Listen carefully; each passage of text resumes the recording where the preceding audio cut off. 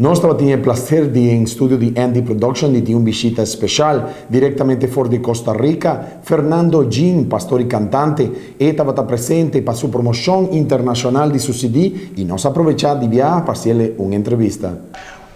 Bueno, muy feliz. Saludo a todas las personas, a todos los televidentes de este programa.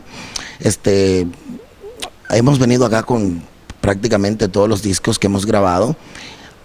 Bendecido, Todo lo puedo, Amigos, pero ahorita venimos con nuestro último disco o nuestro más reciente que se llama Yo sé, con canciones proféticas, canciones de adoración, canciones, ritmos, bachata, merengue, rock and roll y unos ritmos que sé que le va a gustar mucho a la gente de Curazao.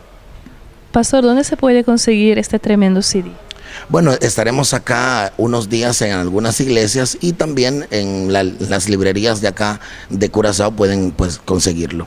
Y usted habló también de unos ritmos tremendos, pero ¿qué clase de ritmo va a tener? ¿Merengue, bachata? Cuéntenos.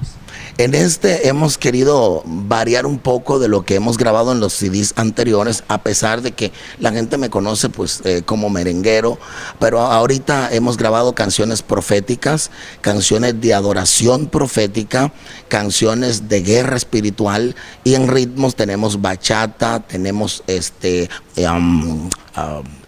¿cómo se llama este ritmo que gusta mucho acá? Tenemos calipso, tenemos música en inglés y también tenemos un ritmo de los años 70 que a la gente le va a gustar bastante y a la gente de Curazao también. Y tenemos bachata que aquí gusta muchísimo también.